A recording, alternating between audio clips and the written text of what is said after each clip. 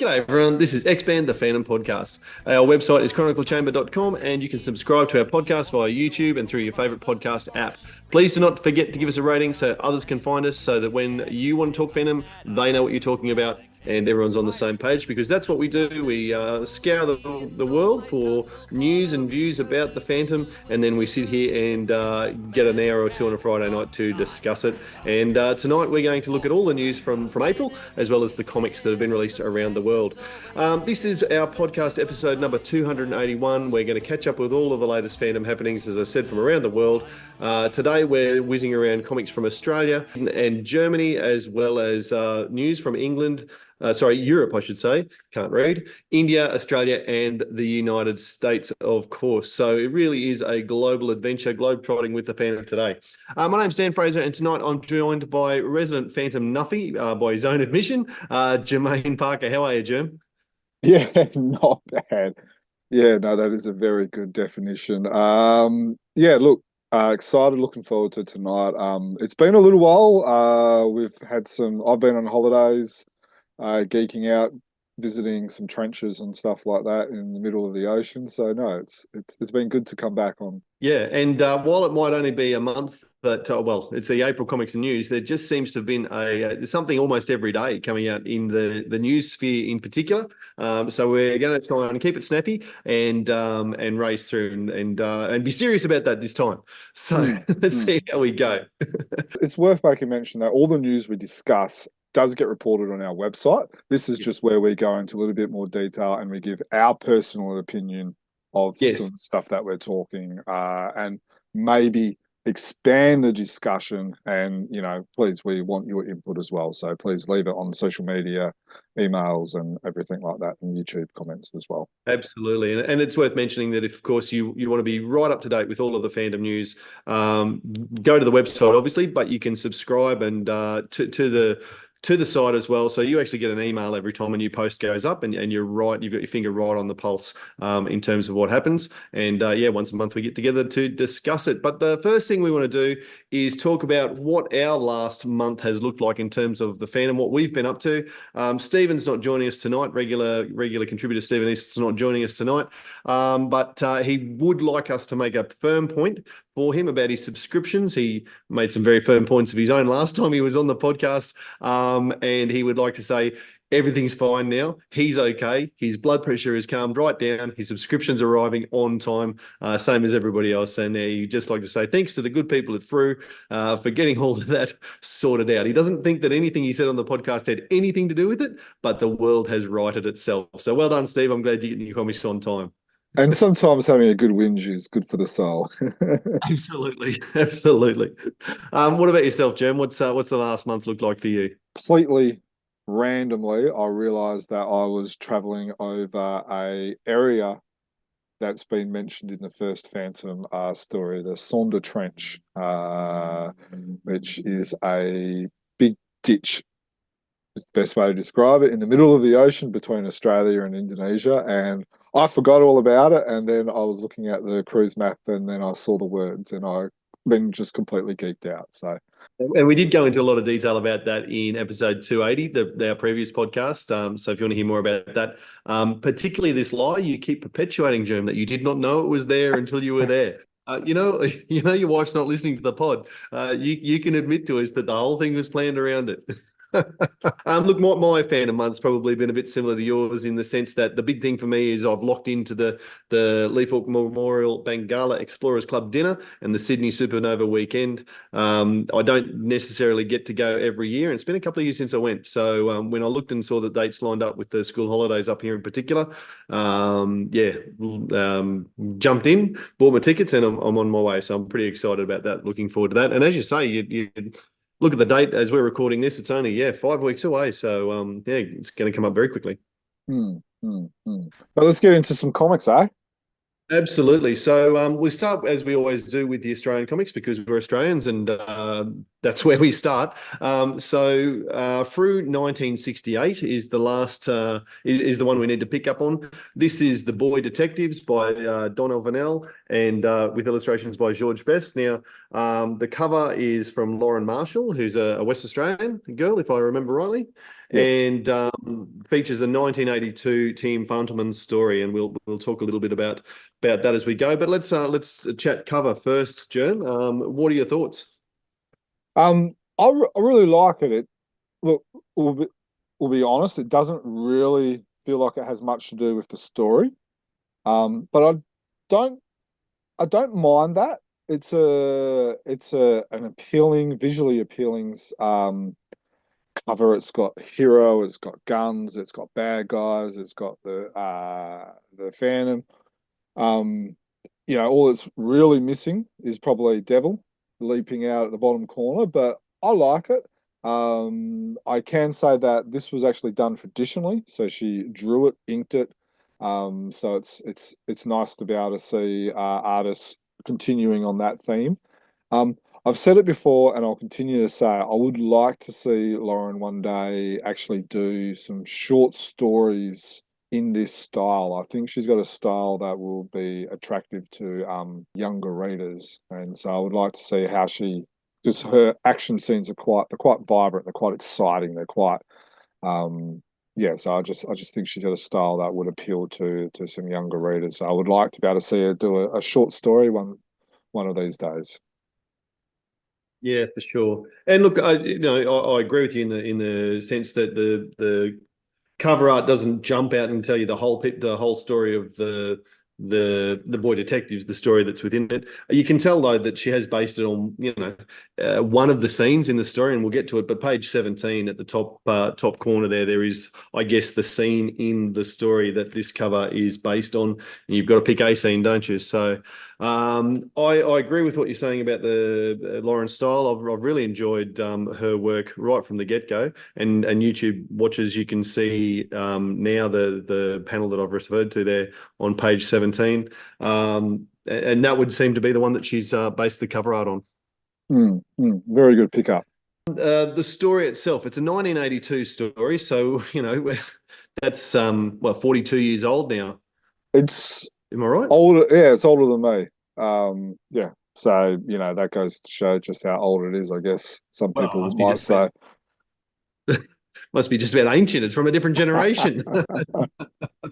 Well, it's Yes. younger than there you go, but not by much. So there are elements of that, and just as a really glib one, the story basically is about, we don't have Stephen's snappy plot synopses tonight, but suffice it to say that the boy detectives refers to Rex and Tom as it was Rex in particular dons the Sherlock Holmes deer hunter cap, and in 1982 he's allowed to put a pipe in his mouth. You probably couldn't do that with a 12-year-old in a 2024 comic. So there's a sign of its times is that right there. But basically Rex becomes Sherlock Holmes, plays a bit of a Sherlock Holmes games, gets himself into all sorts of strife as he follows down the baddies, who are looting artifacts from tribal from jungle tribes and selling it off to the highest bidder, essentially. And part of that is one of the Bandar tribe is coerced into stealing from the major treasure room, and so of course the Phantom is hot on their trail as well, and it all comes together in the end. And well, as happens in Phantom stories, the Phantom wins, Rex wins, and the bad guys all end up with skull marks. Now, I have a couple of minor quibbles with this story, but I'll go into those in a second. I want to focus on the positives first. Overall, I really actually enjoyed this story. Yeah. I enjoyed seeing Rex and some of these Banda people, Garan, and some of these other guys have a great role in the story. I enjoy how Rex isn't just a tool, like a kidnap tool, I guess you could call it. Like he Yeah. actually helps the Phantom towards the end. He breaks the case. Him and his Tom and the other boy who I can't remember the name, they actually show a bit of initiative and break the case wide open. So I quite enjoy a lot of the elements, and the bad guys are bad. They're a little bit colorful. I love how the boys are captured, which you can see on page 20 and 21 of a big net. I like how, the Phantom goes into a ghostly area to kind of to save the day with a fake jungle and stuff like that. So there's which you can see on page 25, and so there's a lot of elements that I really, really like about this story. We've What got about Mr. you? Walker. Yeah, yes, much the same, mate. Like you got Mr. Walker wandering the docks and the wharves as Mm. well. Some real classic Phantom stuff there. And look, this is 1982. You think about where that places itself in Phantom history. The twins were born. Well, the marriage was in 1977. The twins were born in 1979. Team Phantom obviously are not paying much attention to that at that point. The twins would be even in calendar years would only be 2 or 3 years old. And so they're really focusing on Rex, who was the kid in the 1980s, I suppose. And Who was the Robin? yeah, exactly. And I really enjoyed seeing the story unfold around him. It's a little bit, yeah, surprised to hear myself say this about a Tim Punterman story, but it's almost nostalgic in the sense that George Bess's art in particular really takes me back to some of those first Swedish stories that were published by Jim Shepard and Frew back in the late 80s and into the 90s. And I really rate George Bess as an artist. I love his athletic Phantom in particular, and I think he draws his roughnecks with just that hint of the grotesque, which I really enjoy. Mm. Some of the concerns I have is the Mm. way Guran particular is portrayed. See it here on page 11, 12, where he's like, oh, oh no, we can't do this. We've betrayed the Phantom and rah rah rah. And it almost feels like the Phantoms is like the Banda are the Phantom subjects, and I'm not. I kind of felt like that's kind of missing the mark a little bit. Like it's easier to say now, but even back then, I felt like some writers were very careful about the way they portrayed the jungle folk and the Phantom's relationship with them, and I feel like this story kind of missed that mark. I didn't pick up on that at the time, I must be honest. You're talking about the sequence where where Wodo, who is the Bandar that I referred to earlier, Hmm. taking something from the treasure room. He's coerced into it because his son's been kidnapped. And they force him to steal something from the major treasure room, or the minor treasure room, I should say. Garan sees him doing it, and then all hell erupts basically as Wodo runs away with the diamond ring. Even the moment that Garan sees him, he's saying, "Are you stealing from our friend?" So that's not really, to me, a king subject type relationship. Yes, Garan probably overreacts and doesn't stop to think for a moment. Well, why would Wodo do this? Because we don't do that. Hmm. His immediate reaction is to go, "Oh, it's a betrayal and sacrilege and all of that sort of stuff," which is perhaps a little bit impulsive of him, I suppose. But I can't say that I picked up on that sort of old fashioned or outdated relationships that you're sort of suggesting there, to be honest. I just feel that the Phantom and the Banda have such a strong relationship that the Phantom does not care about the minor treasure room. At the end of the day, all he cares about are the Banda, who he is best friends with. His best friend is Guran. Yeah. He calls the Banda family. And Yes. so, I just feel like that, I don't know. I don't want to dwell on it too much because maybe I'm reading too much into it. Maybe I'm being sensitive in my old age and stuff like that. But I just feel like it kind of misses the mark of the relationship a little bit. Yeah, yeah, fair enough.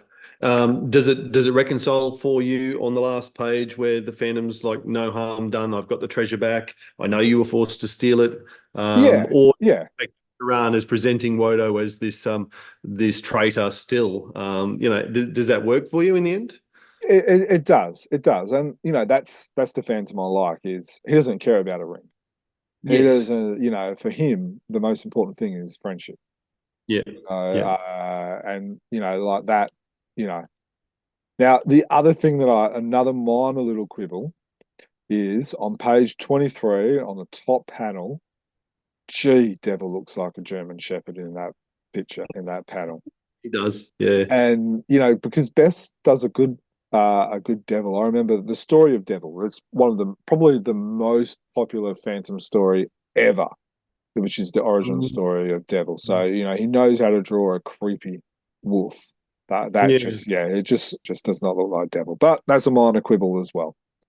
Yeah, and that's funny because that was as I was flicking through before. I was like, yes, Mr. Walker on the Wolves, and yeah, so yeah. Well, I take your point though. He's a bit of a German Shepherd in quite a few of these panels. Now you look at it. Well, Yeah, that's a minor quibble.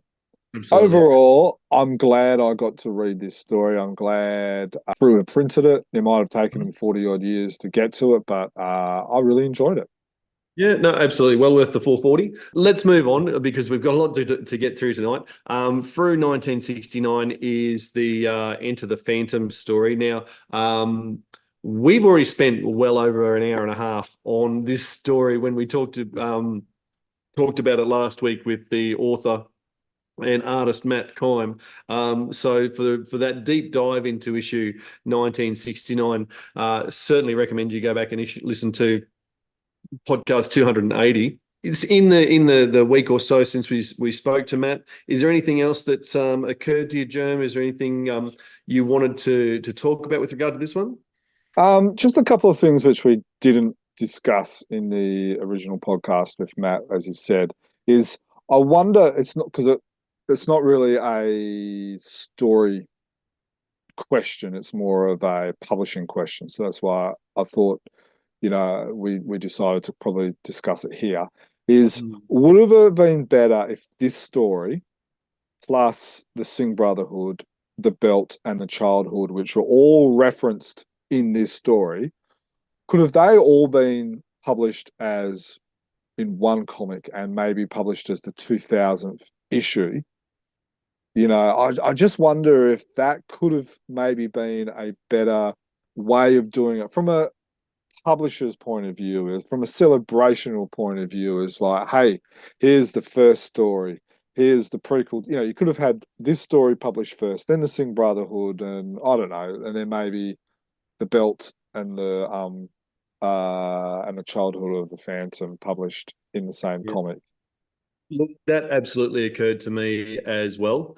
For those who can't, yes, we're talking about Frew issue 1969, but because of the A's and the B's and all of that sort of thing that used to happen in Frew publishing back in the day, and it says on the inside front cover, just above the content advisory, to be fair, that this issue number 1969 is actually the 1997th edition of a Frew comic. So they only had to hold this story back for 3 issues, and they could have done something around it for, what would be their 2000th issue actually published. And to me, and we've discussed it with Matt last week, to me, this story stands up and would have been worthy of that.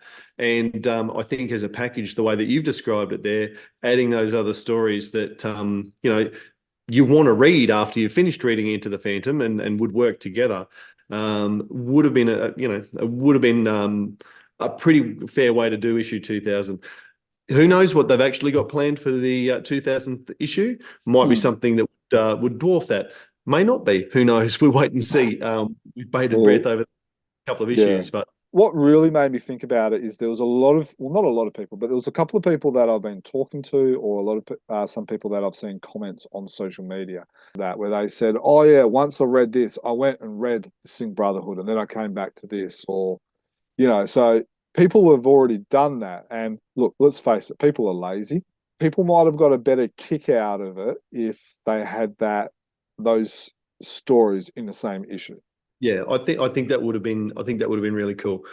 But who are we? Who are we to say? It's just something, an idea that we've had that may or may not have worked. So, look, another minor thing for me, and when I say it's a small detail, it's probably because I'm getting old and my eyes are weak. But I did find that as much as I really liked the way the lettering contributed to the story, I did find the font size fairly small. Struggled at times to read that. So I completely understand the idea of not taking up too much of the panel size with the dialogue and the speech bubbles and the narrator's work and all that sort of thing.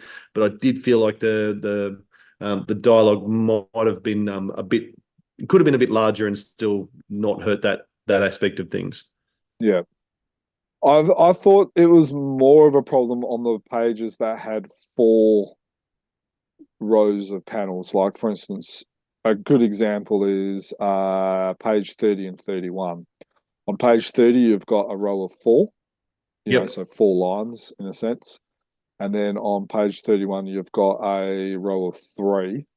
And I kind of felt the row of 3 on page 31 was a little bit easier to read than, say, page 30. So, oh no, 100%, it is fairly minor. Another, people who because it was pretty deep into the discussion last week with Matt, where he talked about the printing issues that frustrated him, I suppose. Did you, we discussed it with him at the time.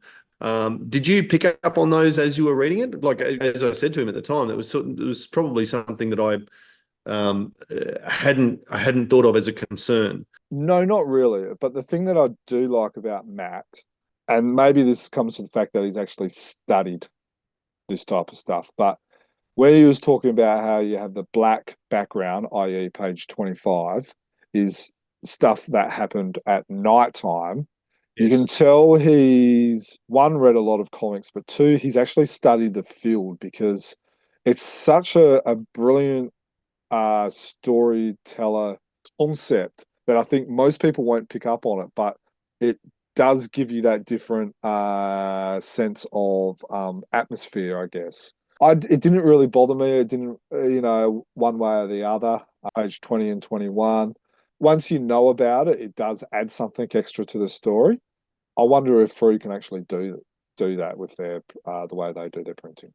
Yeah, and the other one that he referenced was the zipper tone effect that he was trying to go for on pages 32 and 33. That I picked up on that was the effect that they were trying to go for, and I enjoyed that.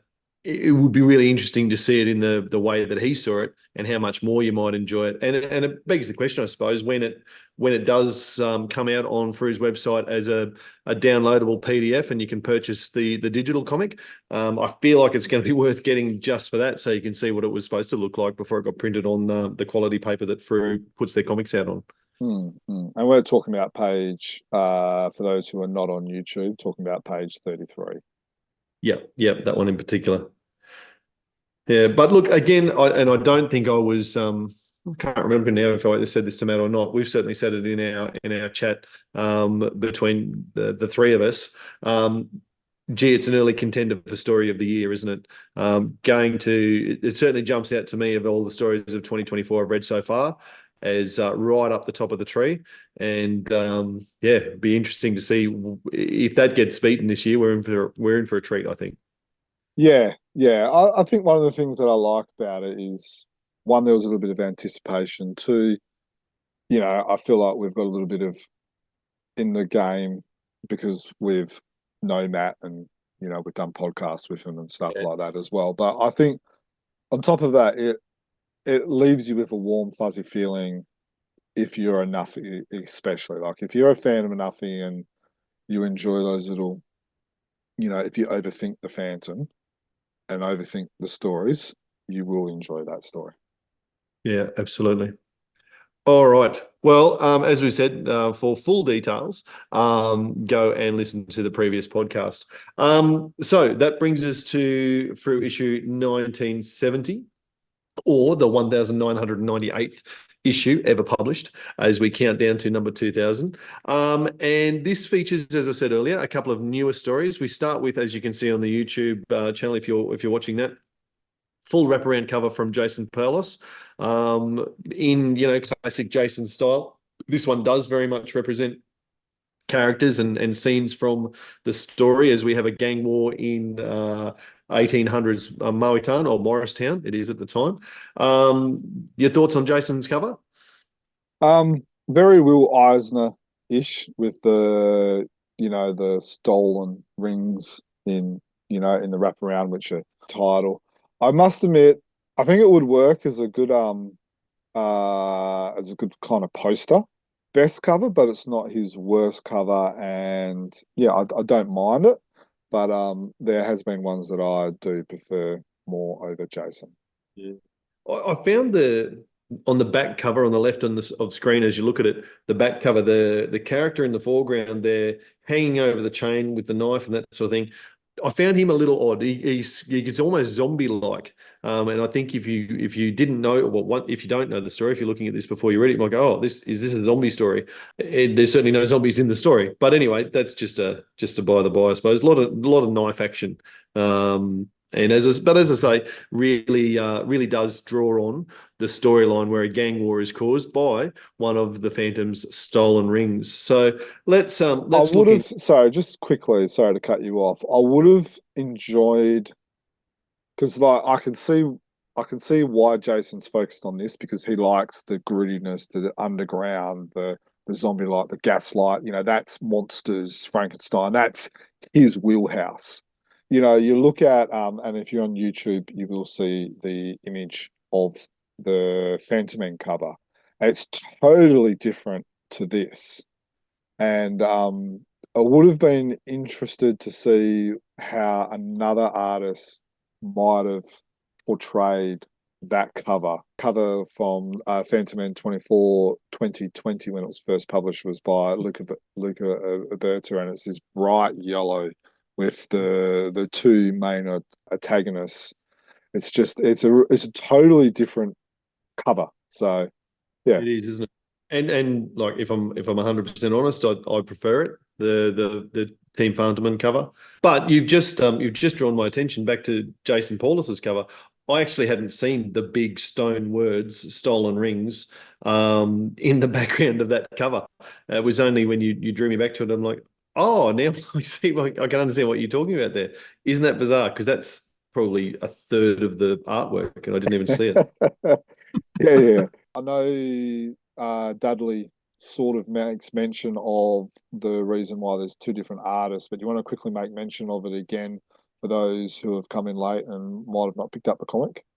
Yeah, so it's a story, 2022, a 2020 story, as I alluded to earlier, from Team Fantoman, and Claes Ramerthi is the author, and we've got two artists, Daniel Muller and Anthony Spay. So it was supposed to be Caesar Spadari's last comic, interestingly enough, but he passed before he was able to get this story finished, and Daniel Muller was an assistant to Spadari, and he stepped in when Spadari died, and he did the first 16 pages.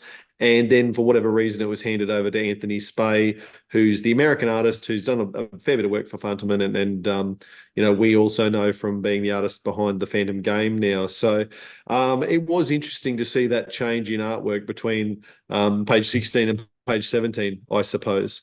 What did you make of that change in art style as we went through the story? We'll come back. We'll talk about the story itself shortly, but just to focus on the art for the moment. We've talked about this with Andreas Eriksson a couple of times when we've had him on the podcast before. They have deadlines with their stories, so like they might have a budget to be able to publish 10 new stories. And if an artist is falling behind, and we've seen it a couple of times in the last 5 years, they will just get another artist to draw the other pages at the same time, like just so because they've got to get the story out. Where Frew, they will, take your time. Once you've finished the story, then we'll publish it. Where Egmont's a little bit more regiment. It wasn't really that jarring. If you're on YouTube, I will flick through it in color as well, so you can kind of see it in black and white and color. But I didn't think it was too jarring.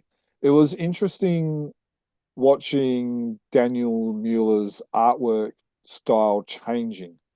Like if you're looking at page, 16, 17, even 14 and 15, you can see a little bit of Caesar's style. But if you're looking at the start of it with, pages 4, 5, 6 and 7, especially 6 and 7, that looks like something that Caesar's actually drawn.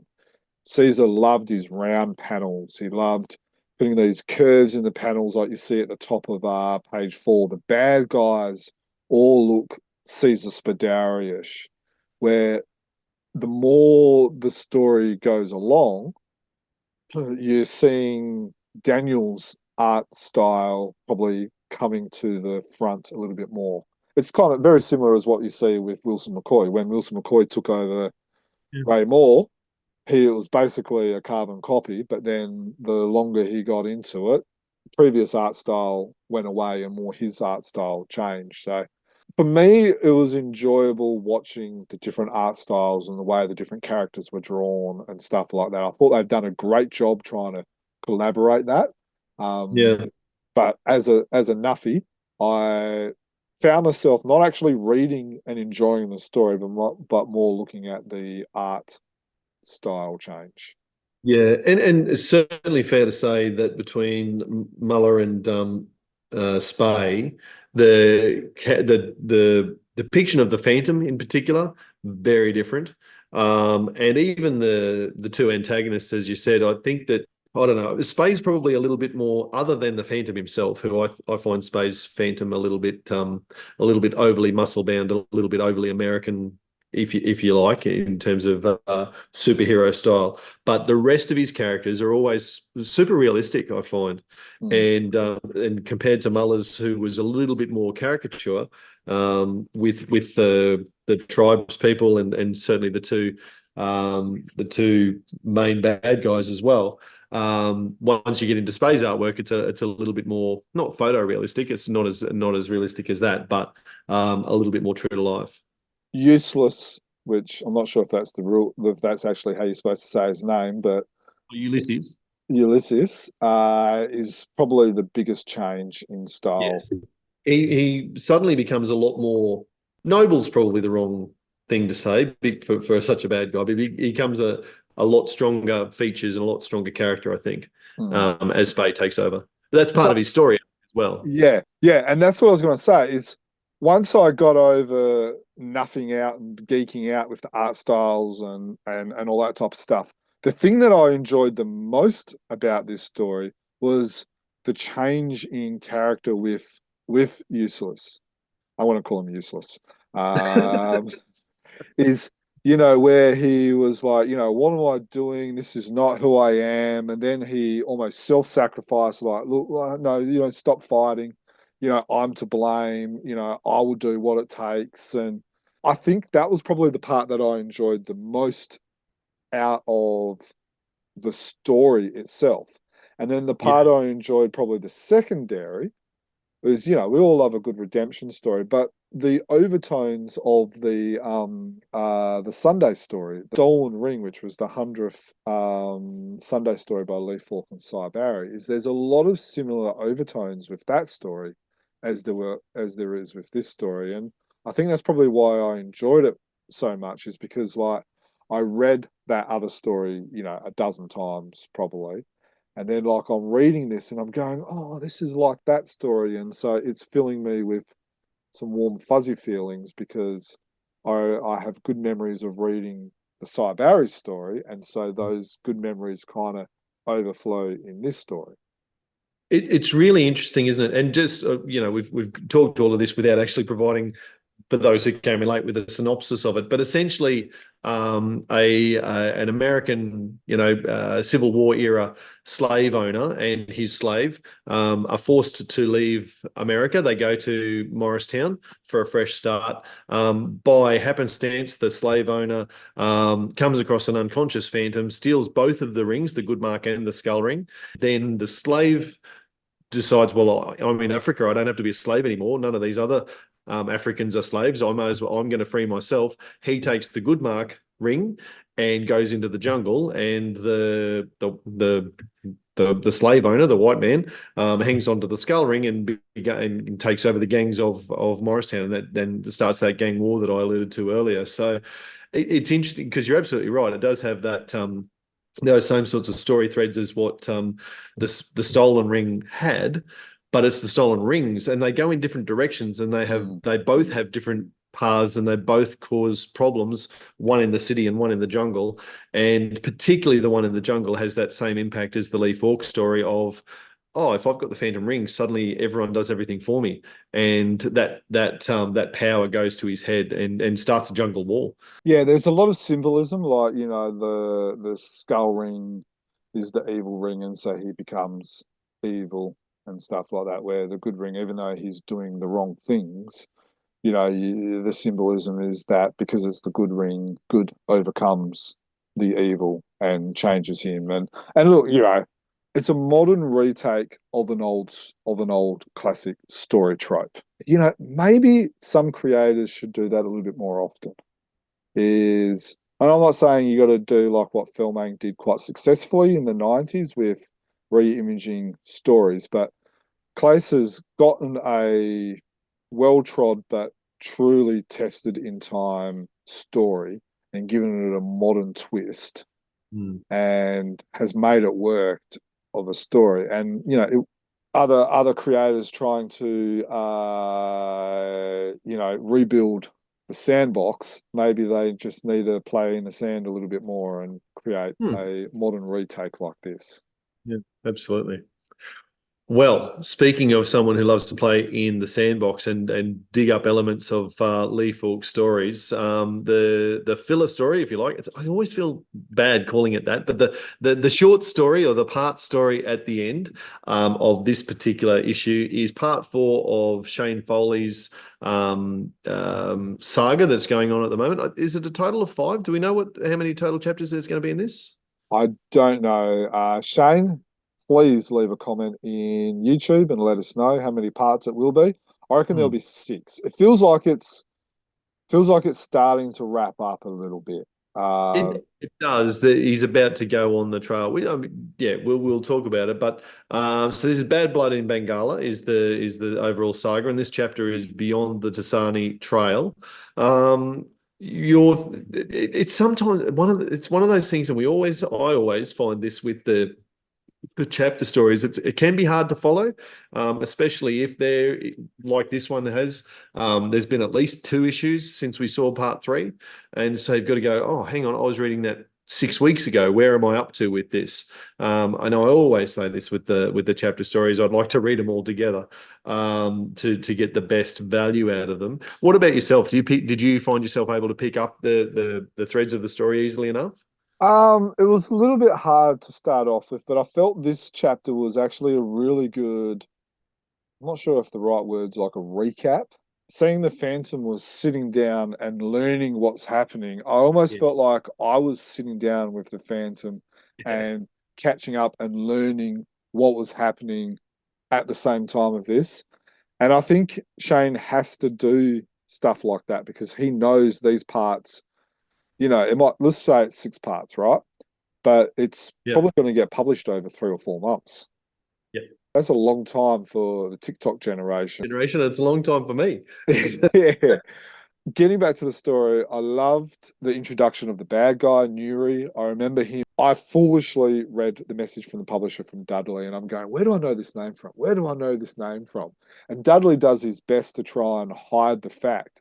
But you read the story, and Shane tells you exactly where he's from. What's interesting is we still don't have the answer to the question that we had last time, which was where the story of the lady and the jungle patrol person comes from. Now, I have a theory that is Professor Dudley from The Reporter.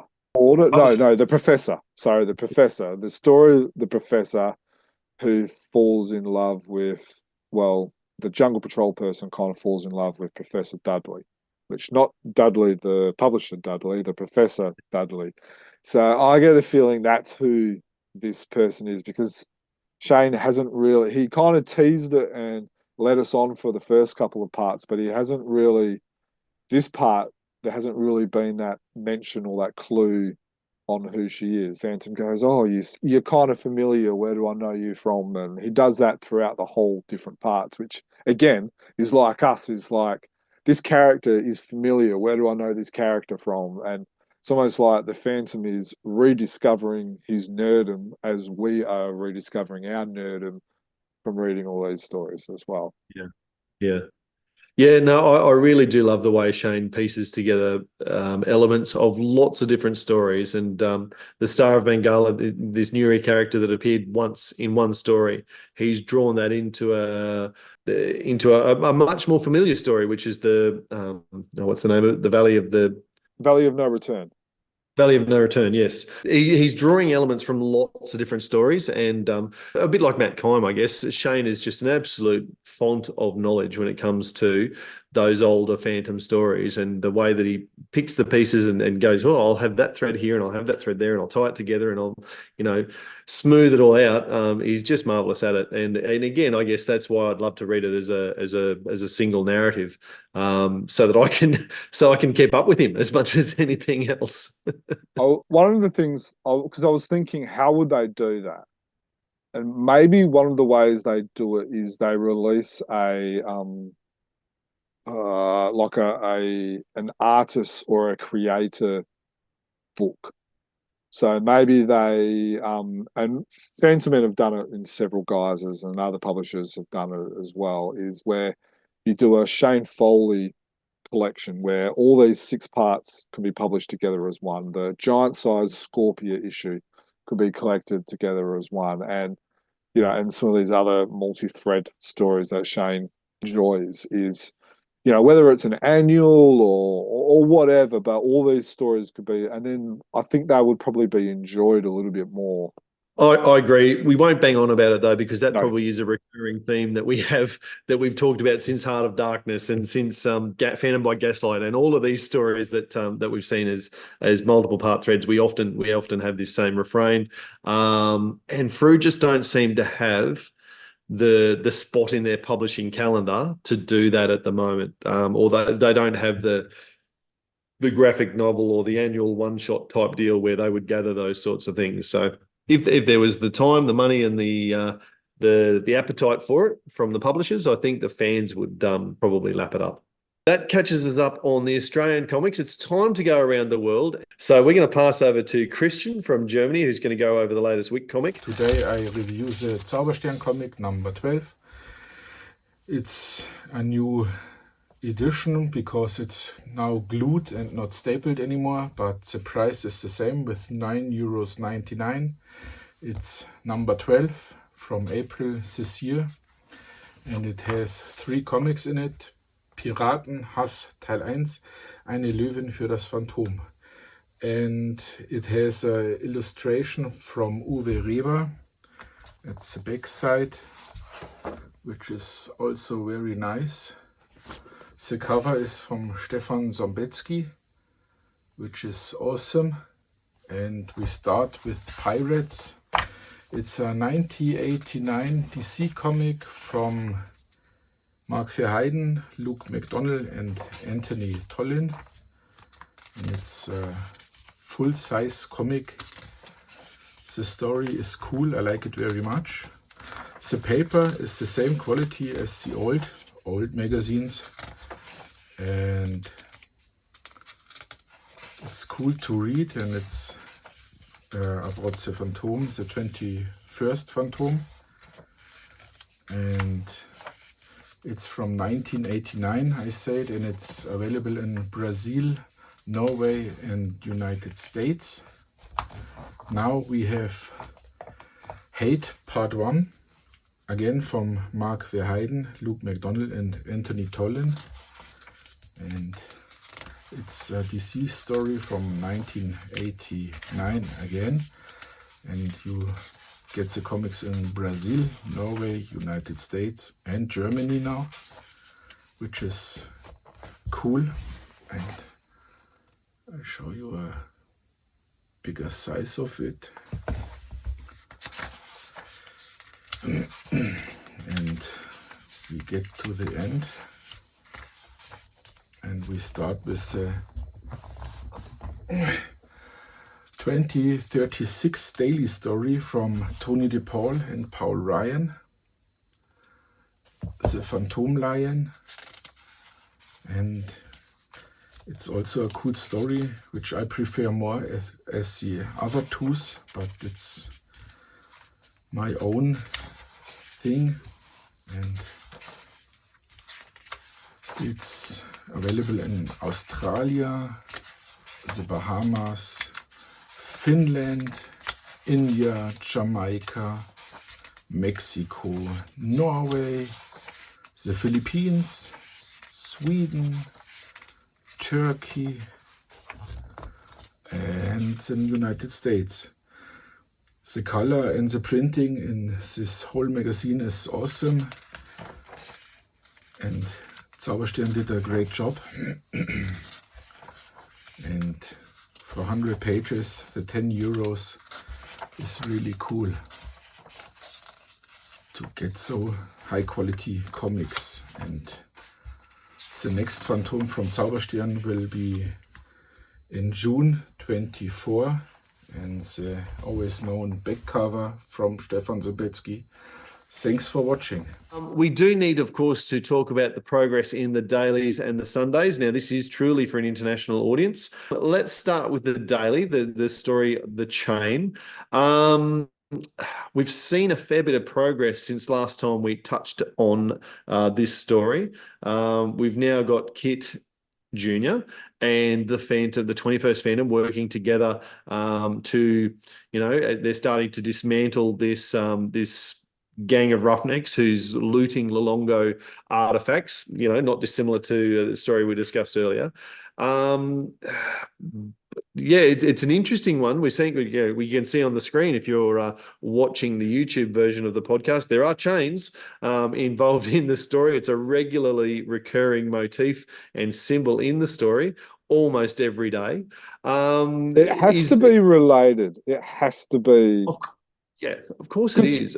I can't see any, and I know they've, like Kit later on talks about, my dream, my dad's dream.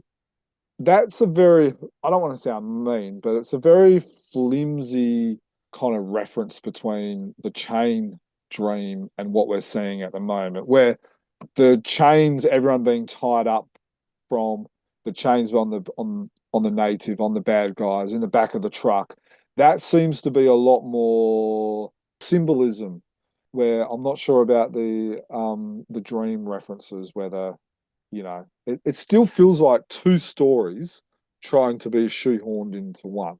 It's interesting because the bit that I think has upset a number of fans and has us still with question marks is I couldn't put a number on it, the first 3 or 4 weeks of this story, where we were going back over and Tony DePaul basically drew a line through the original chain story and said, no, that was all a dream. It didn't happen. Geez, you'd have to be a foolish fandom to have that be a real thing. And now we've got Kit Jr. Connecting that to his dream, which is very much tied into the Rack and Ruin saga, and the reason he came back to Bengala to enable this story to take place is because of the dream that he had. Yeah, I see what you're saying about it being I don't know if it's a tenuous connection. There certainly is a connection there, but the way that Kid explains it is, in the dream you weren't acting as yourself. And so the way Tony DePaul has explained the original chain story is that the Phantom was not acting as himself. Kit is saying that in his dream, where he did go and become this mercenary and forego his legacy or his destiny to become the 22nd Phantom, is completely not what he would do. And so that's the connection there. But it still remains to be seen. I'm still very well.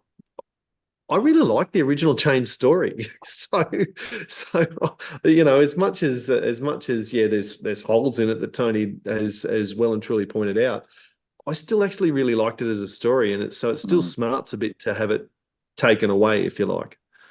I wonder if it's all a little bit of noise to get a little bit of reaction and to people to talk about the story. I wonder if Tony's really just leading us down a garden path, and then he's going to turn and he's going to put a positive spin with the dream and of the chain story. And I don't know. Maybe that's just part of me because, like you, I have or had I had fond memories of the story until Tony DePaul ruined my childhood. Well, here's a question for you. It occurred to me the other day.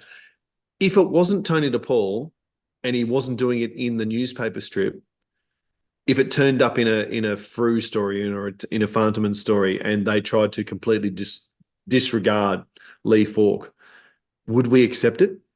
Or would we go, oh, well, that's a bit of rubbish? I don't believe that. Depends who it is, but it's a very good question. Probably 80% of creators who try and roll back a Lee Falk established law like the chain, and the chain's very on that borderline. Like, fans love it, you know, between the story being published originally in the 50s to the 90s, it's been on one comic cover in the whole world throughout, probably 40 years of comics being published around the world. On the skull, you mean? Yeah. Yeah, it wasn't published in a Phantom story. It wasn't public, we saw it in the movie, and and I think that might be the reason why fans liked it, is because it was added to the movie. It was in the movie in 1996, and then Sal Velluto did it again in some stories in about 10 years later. And then ever since then, and we've created an article about it so you can look at the history. Yeah. You might be right. But one of the things that showed me when I watched the movie is these guys know their Phantom. That's such an obscure reference. That's so true. That's a Lee Falk fact. This 1990s, the magic skull laser rings notwithstanding, these guys know their Phantom. So you might be right. Maybe that did add to the gravitas of it for me. Okay, so in answer to your question before, which creators would I give permission, as if my opinion matters, to roll back a Lee Falk established law, would be Tony DePaul would definitely be one. Yes. Andreas Erikson, and then I want to start off with current.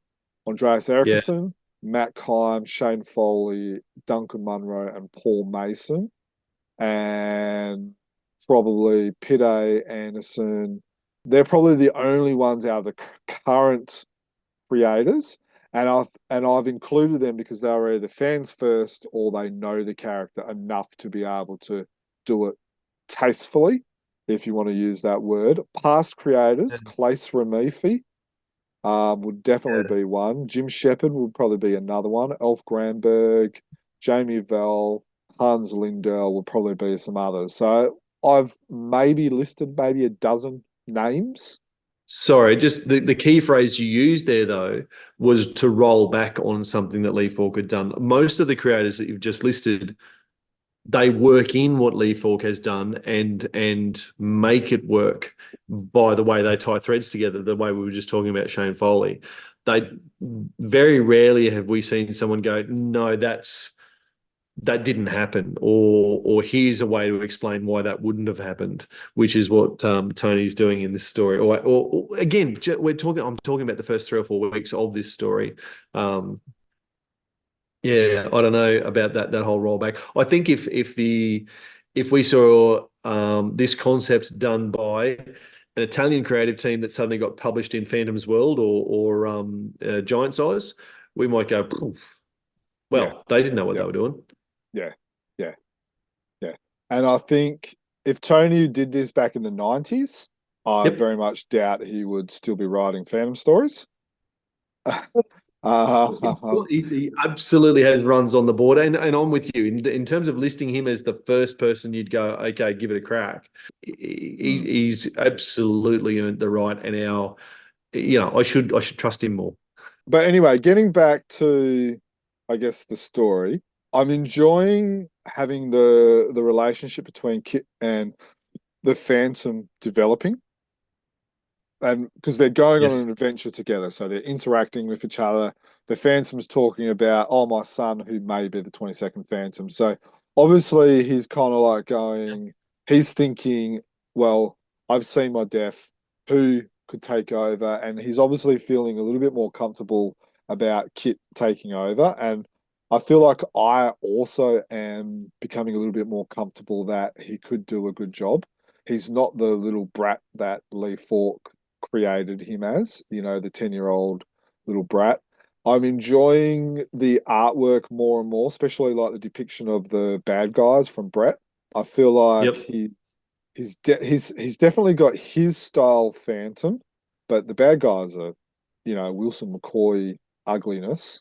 I'm enjoying the jungle folk don't all look the same. They Yep. have characteristics. They are their own type of people, and I feel like and I'm trying to be careful how I say this, but a untalented, uneducated artist would just draw them all looking the same when, you know, they're not the same. They come from different tribes, so they have different characteristics and stuff like that. So I'm not sure about Devil being white, but I'm not sure if that's a Brett thing or whether that's a colorist over at King Features. Yeah. Yeah. It is interesting because I was going to ask you about Brett Blevins' art. I do think he's come into his own, and we said at the time, you know, when in those first 3, 4, 5 weeks when people were going, "Oh, rubbish! This is not my fan," and blah blah blah blah blah. Give it time for us to appreciate his style, and B, for him to find his style, or the other way around. But I no longer read these thinking about the art. And what, you know, I like it. I think he's found his straps and hit him well, and I'm enjoying the Brett Blevins take on it. It will be interesting because we know that Mike Manley picks the Daily up again at the end of this story. Be interesting to go back to Mike Manley and whether that jars for people again suddenly because it's changed. Mm, mm. All right. Now, the Sunday is really intriguing me at the moment. The Commander Will See You Now. And the longer we read that, the more we understand the title. I think every Sunday we see a new depth to the concept of the title. The Commander Will See You Now. Gee, I'm really enjoying this story, and I wasn't sure. Again, this is Tony DePaul going, okay, here's what Lee Falk created. I'm going to mix it up a little bit.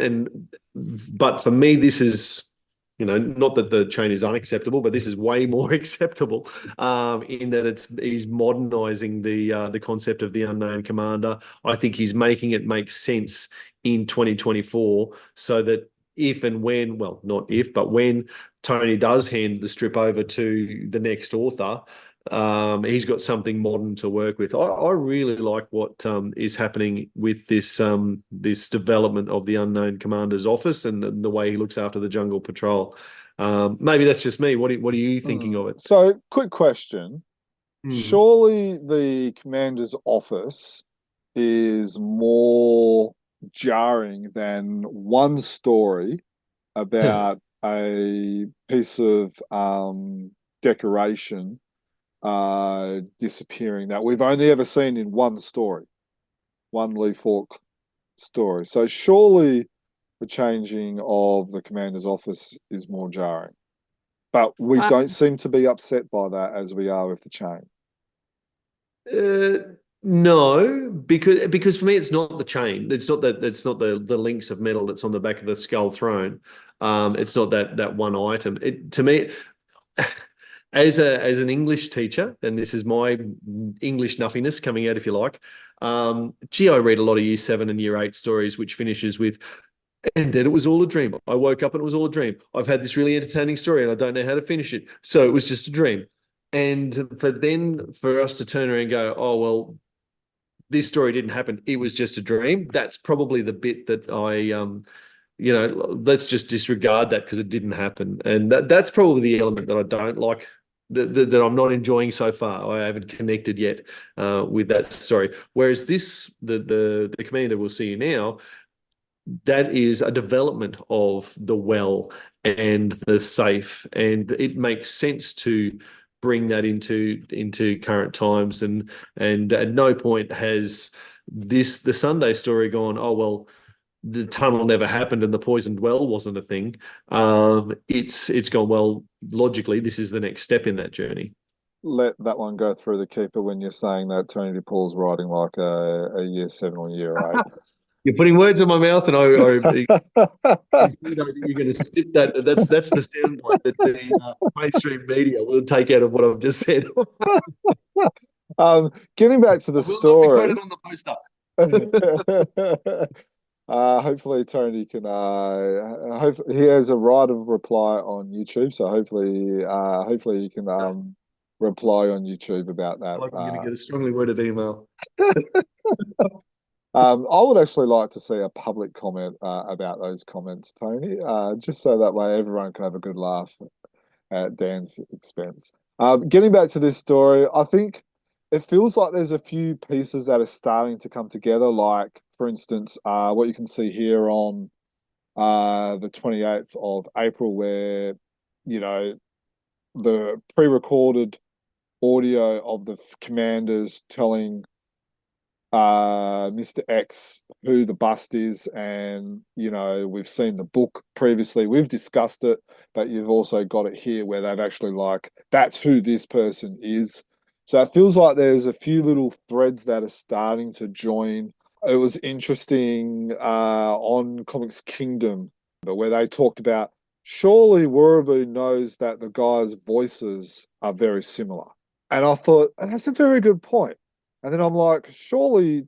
And then I remembered a conversation with the Phantom and Kit in their herb garden outside the Skull Cave, where back in, when was it? Sorry, September last year, the Phantom and Diana actually discussed the point of that they need, you know, that Wurubu's smart and he has heard the commander's voice. He's also heard John X's voice, and he would be able to know, hang on, they appear very similar. And they've already thought, well, hang on, this could be a problem. So that's why this whole illusion, using a word from Mandrake, Mandrake trickiness has actually been, is to be able to separate the two of those. So it was interesting seeing a fan piecing it together, and then, you know, it's already been addressed 6 months ago,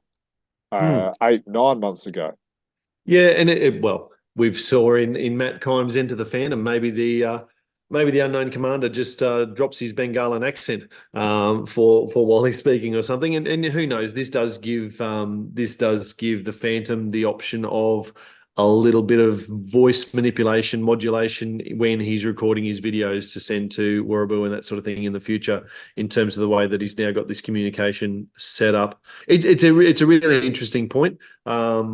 Yeah, it's one that's difficult to dance around, I suppose. Where you're right now in terms of what's happening in the most recent Sundays, you've got Wurubu standing in an office, hearing John X talk to the unknown commander, both of whom are the Phantom, and obviously will have the same voice. So I wonder if that's really standing out to him at the moment.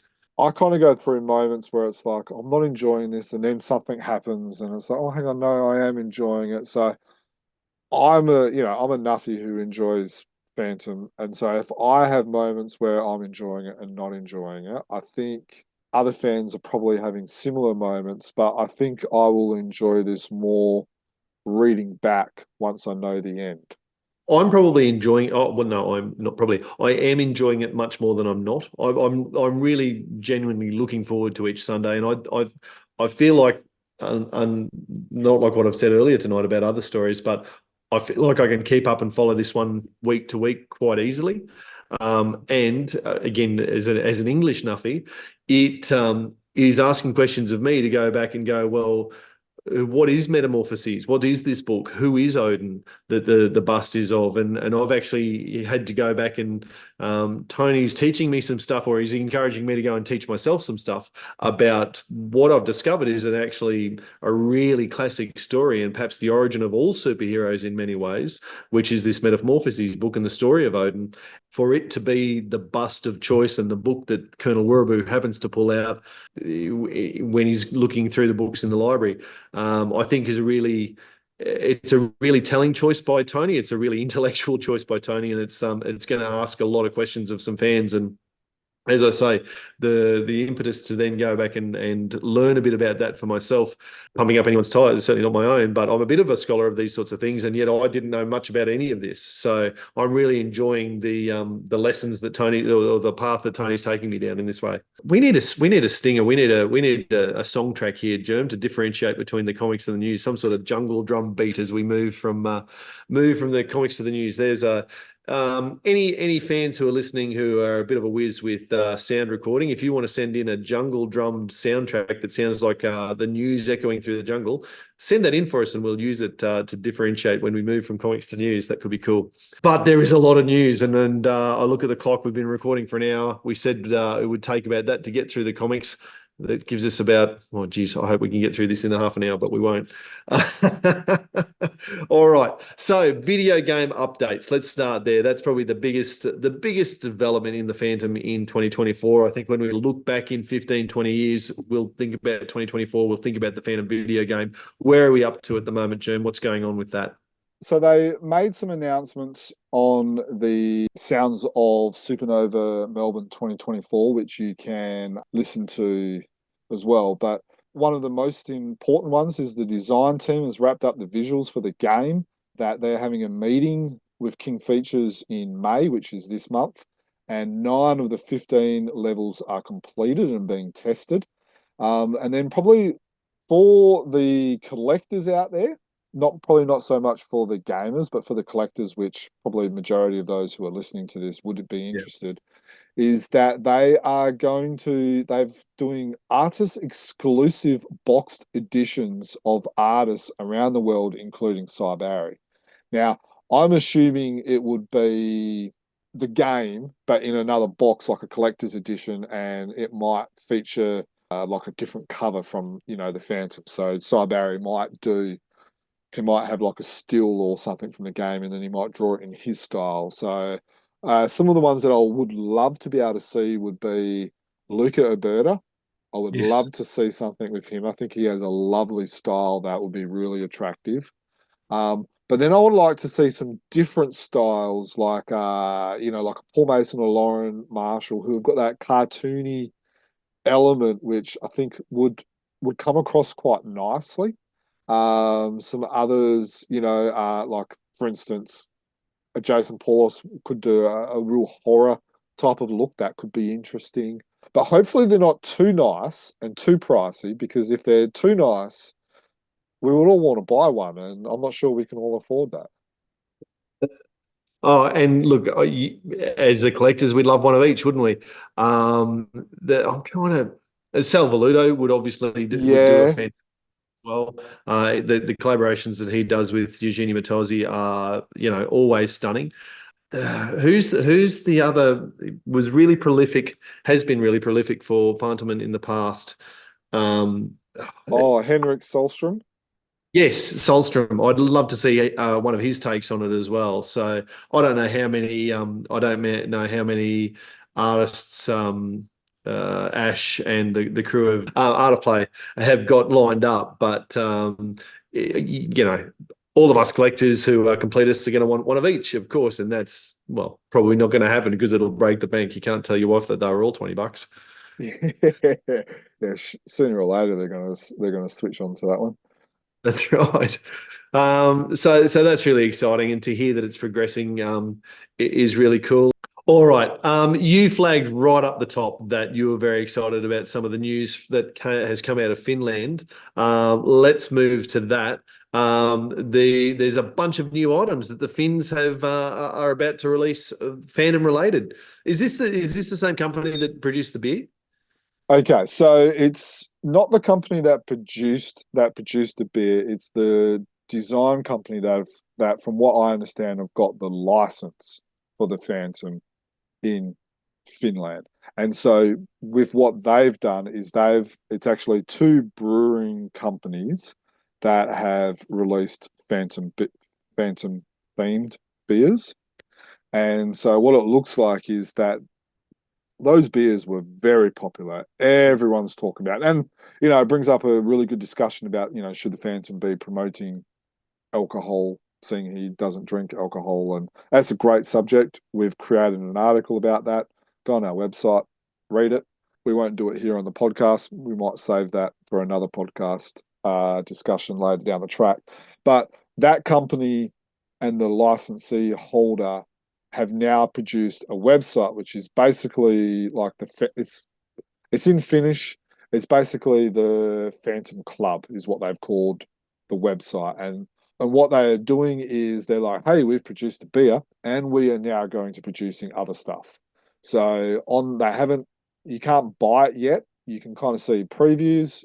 All this information is on our website. If you're on YouTube, you'll see screenshots and everything like that as well. There is shirts, hats, key rings, beer coasters, and car fresheners, which is the interesting one. They call them car accessories. So I'm intrigued what the Phantom smells like, and whether a man running around in a hot, humid jungle smelling a BO would really be appealing car freshener. So I'm assuming they're probably going more like mint or jungle fragrance or banana or maybe something exotic like a pawpaw. Probably not a durian. That probably won't be a flavour that they do for a car freshener. But yeah, look, new products is always exciting. These are the lower end, products like key rings and stuff like that, which I think are great because they're accessible for everyone. But just seeing the Phantom really being pushed in some of these other countries like Finland, who's also now got a comic book series. There was another one. Denmark's getting some comics back as well. So USA's, getting Moonstone soon, and they've also got Comics Review and Herms, and Brazil, Spanish, Italy. There seems to be King Features seem to be doing the right thing at the moment.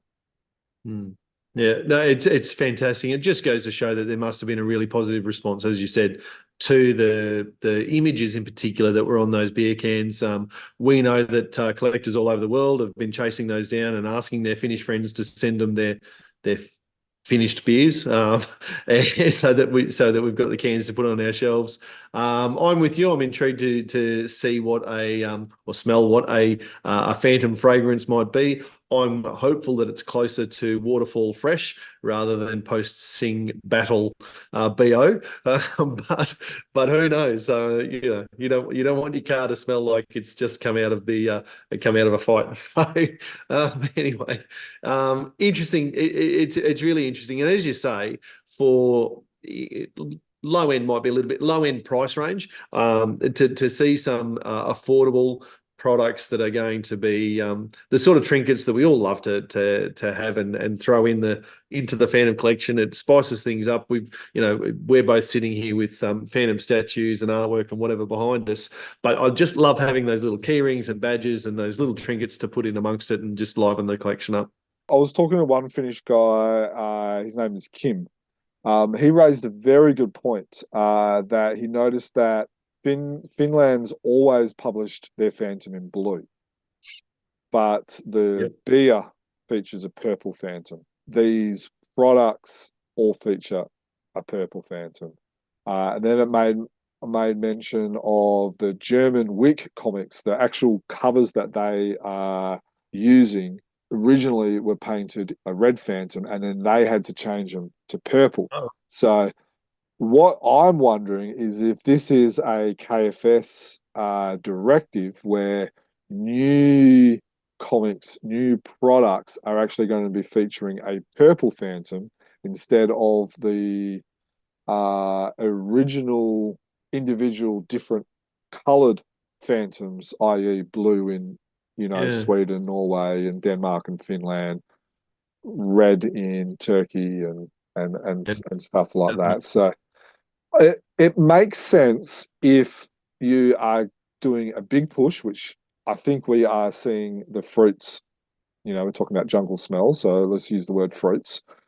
If you're seeing the fruits of their labour with the Phantom in more countries, more Phantom products being released. In our last Phantom comics and news, we talked about the Spanish publisher looking at doing some trinklets as well. I wonder if they are pushing the purple because of the TV show, which we don't know anything new about for the last year. But the game's international, Comics Kingdom's international. Look, it makes sense, and it's easy for me to say because my Phantom has always been purple here in Australia. It would make sense for them to bring that together and to have the consistent colouring around the world. There's a lot of blue and reds in amongst your superheroes. There's not a lot of purple. It is a standout colour. It is unique. So to me, it makes a lot of sense. It makes the Phantom stand out. That said, if I was in Finland or Germany or another country where my Phantom started to be recolored and reproduced in a way that I wasn't used to, I'd probably be kicking and screaming. So yeah. I don't think it's a problem if your country hasn't published the Phantom for a period of time.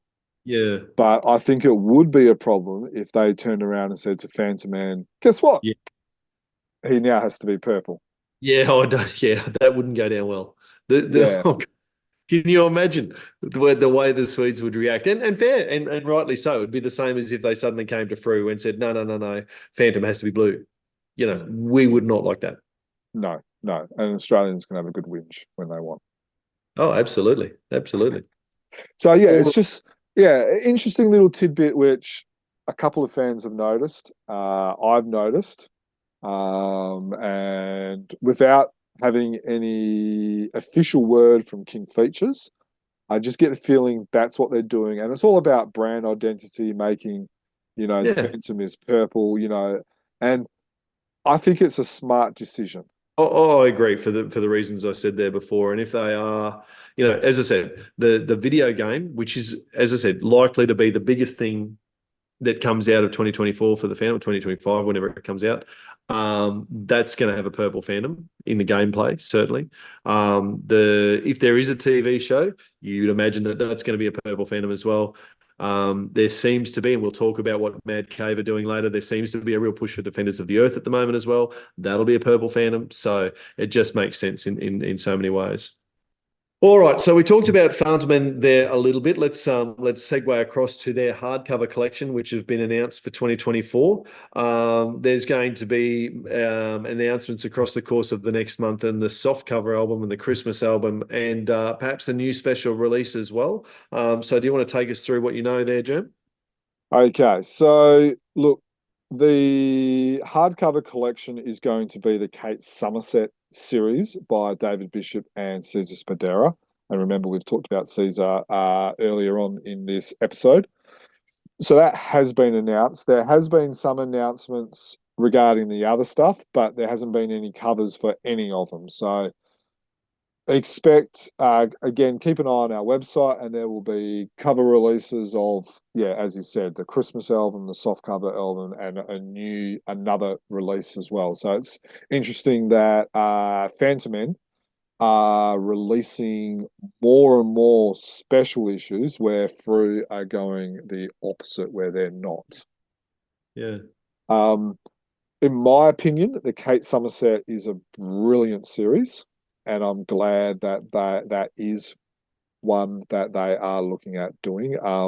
It's actually interesting is last year when we were guessing what the theme was going to be, which was the Secret Chronicle, Mikkel Lick actually suggested that the Kate Somerset series would be a good one. So I'm not sure whether they already had that idea or whether they stole that idea off Mikkel, but the influence of the Chronicle Chamber goes deep, mate, and I'm sure they were listening to the podcast. Yeah. Obviously, they thought it was a great idea as well. So, I'm looking forward to it. I've got the first two of the hardcovers. They're great. They're like about this thick. They're hardcover. They've got a brilliant cover on them. So, I'm looking forward to adding to my collections. Yeah, absolutely.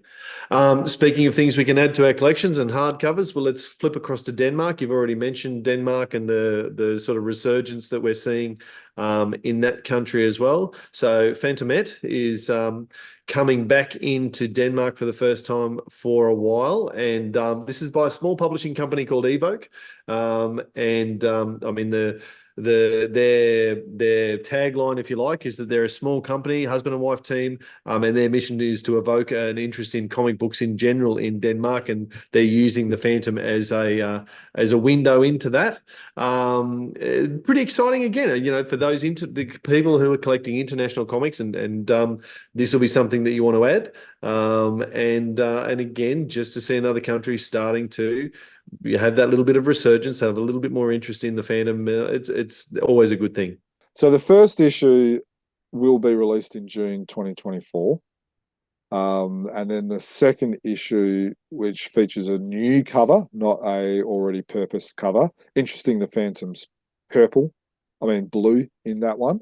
That is looking to be published in October 2024. So subject to change, obviously. But it's interesting that, again, they've got a new cover that hasn't been used before. So again, if you're on YouTube, you'll see the covers flash up on the screen so you can see what we're talking about. If you're on audio only, you're just going to have to go to our website. Yeah. All right. Staying in Europe, the sad news has come through that one of the Phantoman artists has passed away. Not someone who was super prolific, it must be said, but Carlos Pedrozzini is an artist who had done a little bit of work for Phantoman. We've got a great article on the website that's actually penned by Burned Friends, who was an author who had one of his stories drawn by Carlos.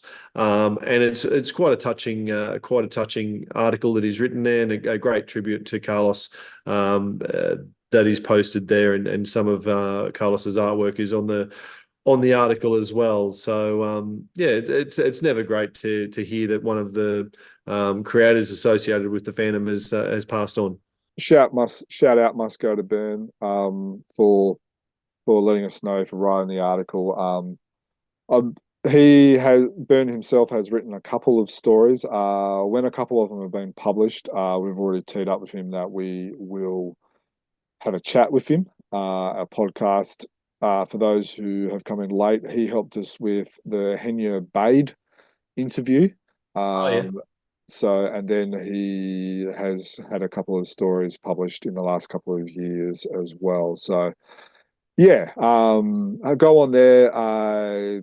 None of the stories have been published yet by Frew. They've all been reviewed by Mikkel. All right. Staying in Europe, there's a new, not a new, but a recurring publisher in Italy who's coming back publishing the Phantom, Editorial Cosmo. I haven't had the chance to do the dive on this one. Germ, what have you got to tell us about Editorial Cosmo?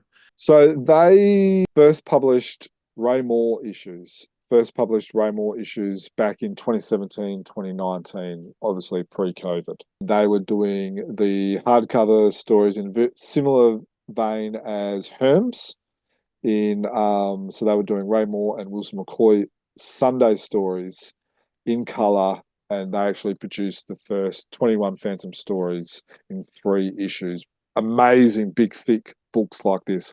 I personally haven't got any. I know someone who does have them, and they swear that they are really good reproductions, very similar as what Herms do, but obviously in their native Italian language. So now they're doing Phantom daily stories in black and white, and it's just, again, it's good to see them publishing the Phantom again after not publishing it for 4 or 5 years. And again, the Phantom's in purple, where he's always published it in red. Absolutely. Yeah. Okay. So that is interesting. It keeps going back to that theme, doesn't it? Yeah. Makes some sense. All right. Well, I'm trying to keep us in Europe, and so if we just cross the border from Italy up the north there, we go into France, and the Editions Dante publisher, who have been producing some great Phantom stuff over the last few years, they've been doing reproductions of previous Phantom stories, obviously the dailies and the newspapers, but they've also dabbled with Moonstone.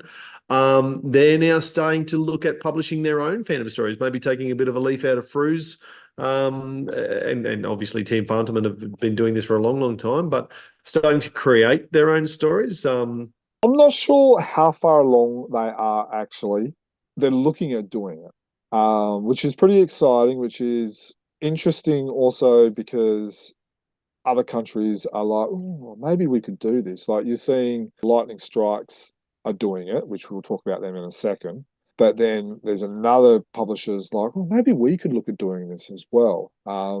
So again, I wonder if this is a bit of a push from King Features. Maybe, maybe I'm giving King Features too much credit, or maybe I'm trying to boost to pay them up. attention, are they? Yeah. Or maybe I'm trying to boost their ego a little bit. But there seems to be a bit of a push, and I do think that more stories being published around the world is a good thing.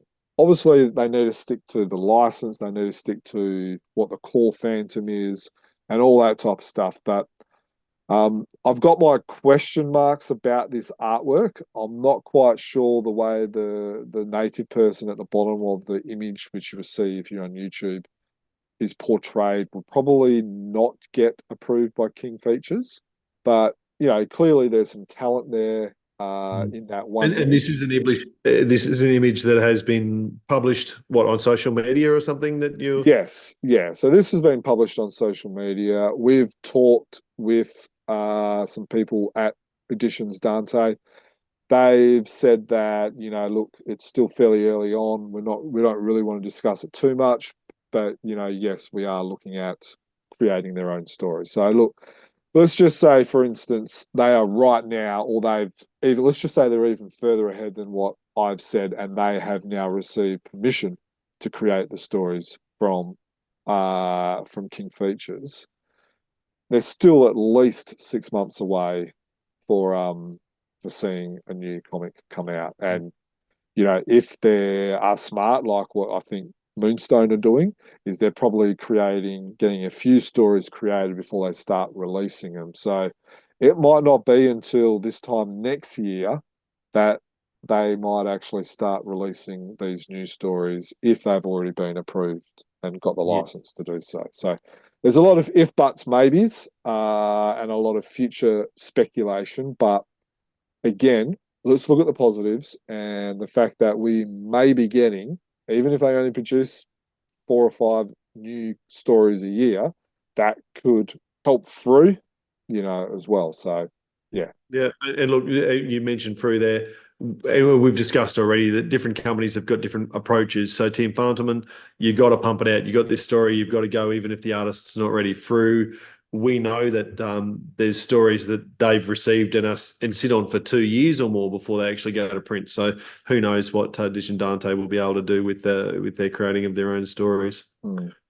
All right. I'm crossing borders as we go. Let's go west of France. To be fair, east of France. To be fair, this border has gone back and forth over time, but we don't mention the war. Let's go into Germany. ECR Comics are going to release a couple of new issues, receiving that. And again, I can't keep track of all of the publishers in Germany who are pumping out Phantom comics at the moment. There seems to be a whole bunch from 4 germs holding up 4 fingers.